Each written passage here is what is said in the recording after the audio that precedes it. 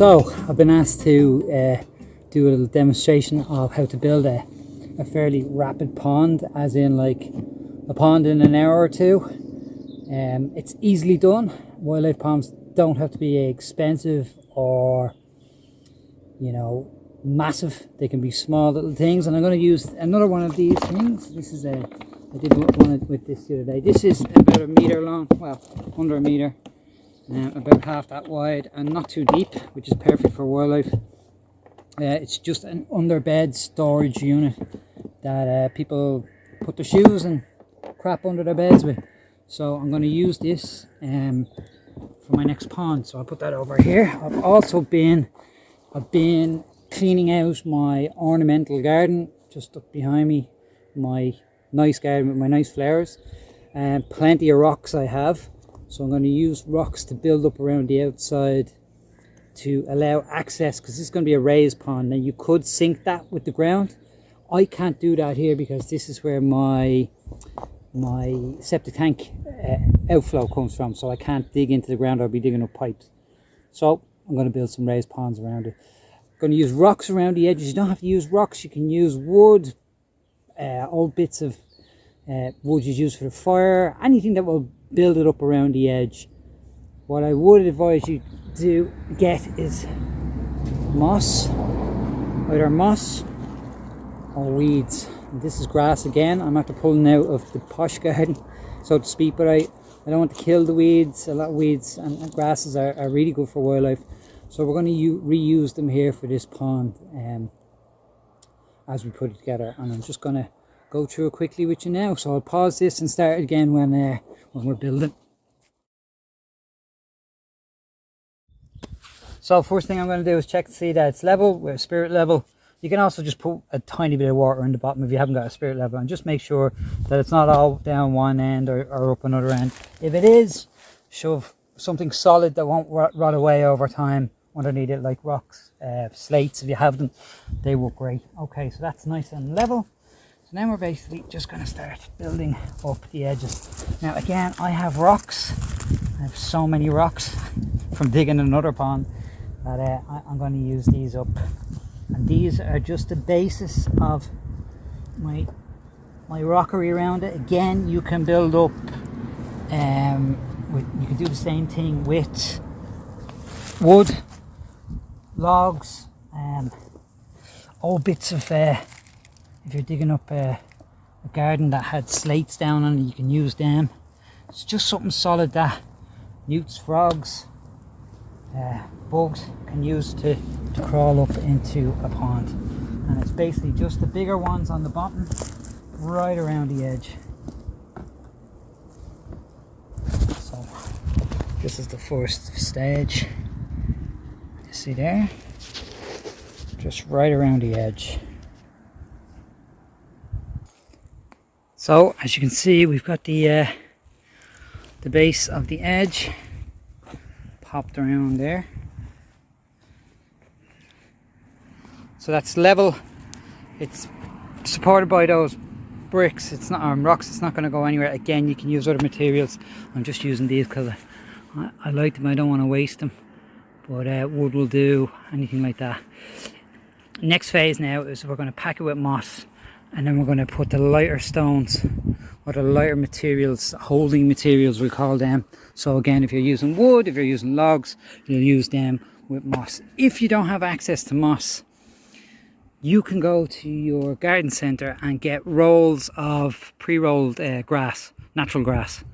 And you can either, so the grass will come in a roll, you unroll it, chop it into bits like this, and this is what I'm doing here. I'm just draping it over the edge, and then I'm going to have it just at the edge, and I'm going to place a holding stone in here. And again, that's going to be a living part of the pond. It's not going to rot away. It's going to be part of the pond. It will keep growing. It will solidify it.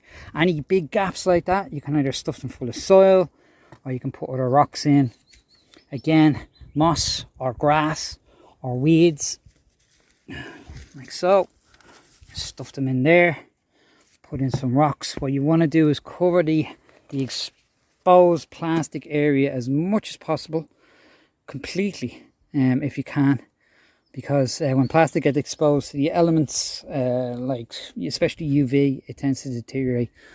There's a baby robin over there. Hello, baby robin. You find your way in the world? Look at the size of the little thing. But yeah, so I hope you get the idea of it. Now I'm going to continue on with this and keep packing it in, and we'll come back to it in a second and give you a look at it. So again, I'm after packing out the edges here with the moss. Again, if you haven't got the moss, use the pre-rolled grass you can get at a garden centre.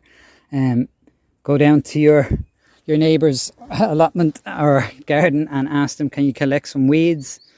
There's no such thing as bad plants really around the ponds. They all look nice. So there's some grass I pulled up. Now this is the time where you can get creative and really put your own stamp on it and see what you want to come out of it, so you can really kind of get your creative juices flowing. I'm going for a kind of a Hobbit theme here, something that looks like it's been here forever, and it's yeah, it's a little magical kind of a pool. So we'll continue on with the outside, and then we're going to talk about what we put on the inside.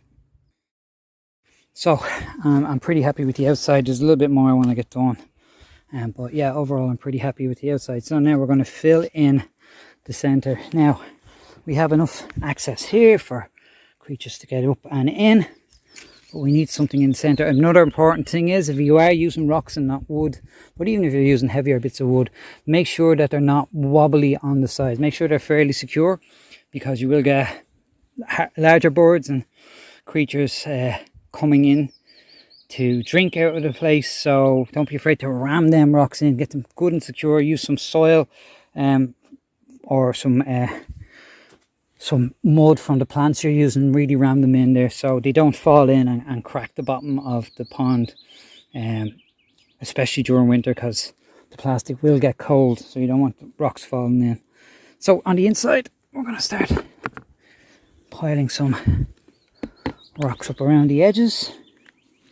And again, even with the sides that we have with the moss, it can be quite difficult for, you know, a small newt or a frog to get in and out.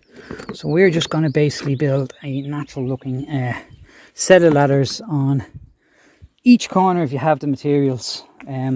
You'll have to use rocks or something heavy and similar to rocks for this. You can't really use wood because obviously it will just float, but that's the idea for that. Now I'm also going to plant these areas up with some of the weeds I talked about earlier on. So I'm going to see if I can get some grass up. So we have our grass, good root grass. Great thing about it is you don't have to be too kind to it. It will just sit in nicely. And I'm packing it in with the mud. Now you have easy access for any creature, be it dragonfly larva who wants to come out and molt and turn into a dragonfly, or if it's a tadpole who's just changing. Easy access in and out.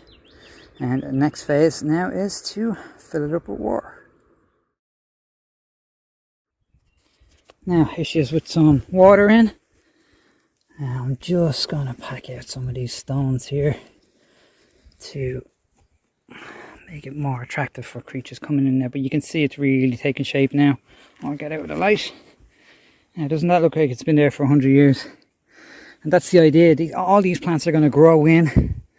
It would be the same if you use the grass from the garden centre. It would be the same if you use a series of potted plants, which you could easily do. If you want to do something very fancy, you could use small potted stuff like nasturtium. Is amazing. Will give you a lot of cover. Might take a while for it to grow in, but it will. The result will be the same.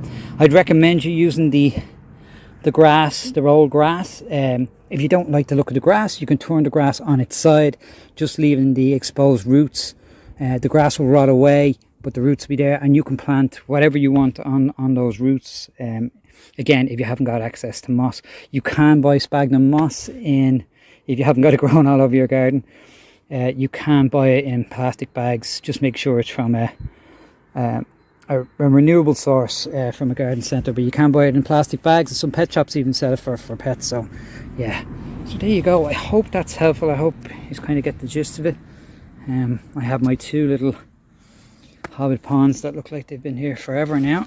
This one I done a couple of days ago, but yeah, I think they look really nice, and they didn't cost me a penny. All upcycled stuff, very easy to do in your back garden. A plastic tub, a few bits of materials, and a little bit of creativity, and then just watch the animals arrive.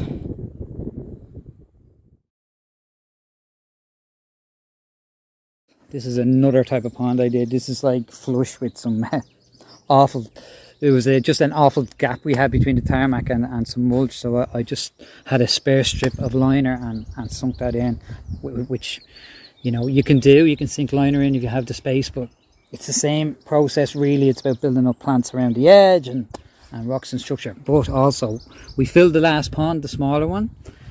What you need to do, the last thing you need to do, is to add some life. And I don't know if you can see, if you just look at that white rock, you'll see some little tiny pinhead creatures darting about, and that's Daphne. So they were collected with a net like this. You'll get it in a pet shop, one of them. So go down to your local ornamental pond, your local wildlife pond, do 2 swoops of the water with your net, and put it in a jar, bring it home, and after a couple of days of letting your pond settle, just tip the jar in, and the microorganisms that are living in that pond, the established pond, will kickstart your pond, stop it turning pea green, which will happen without them, and really give it a good starter in life. Also, don't forget, if you can get them and get access to them, is some native oxygenating plants, subaquatic plants that will live underwater and produce oxygen. But the most important thing is to get those microorganisms going in the water, because without them you have no real foundation for your pond, and it will limit the amount of life you'll get in. You'll still get wildlife using it, but you will severely limit the amount if you don't give it a good start in life.